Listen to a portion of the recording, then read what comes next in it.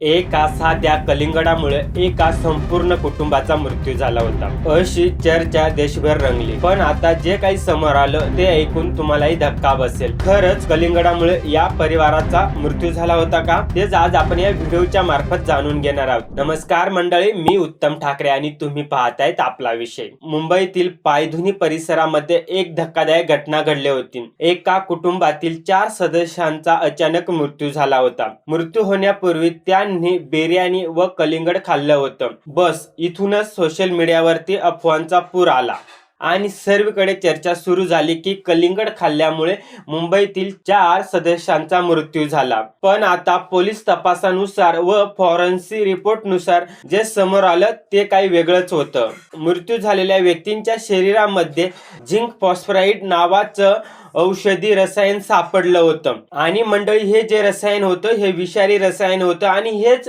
विषारी रसायन उंदीर मारण्याचं जे औषध असतं त्यामध्ये देखील वापरलं जातं आणि फॉरेन्सिक रिपोर्टनुसार त्यांच्या शरीरामध्ये काही अंश झिंक फॉस्फराइड या औषधी रसायनाचा अंश सापडला आणि त्यामुळे त्यांचं मृत्यू झालं असं घोषित करण्यात आलं। मृतांमध्ये अब्दुल्ला डोकाडिया, त्यांची पत्नी नरसिन आणि त्यांच्या 2 मुली आयशा आणि झेबन यांचा समावेश होता। त्या परिवारातील 4 सदस्यांचा अचानक मृत्यू झाला होता। त्या चौघांनी 26 एप्रिलच्या रात्री कलिंगड आणि बिर्याणी खाल्ली होती आणि त्यानंतर त्यांच्या थोड्याच वेळात प्रकृती अत्यंत गंभीर झाली होती आणि काही तासांमध्येच त्यांचा मृत्यू झाला होता।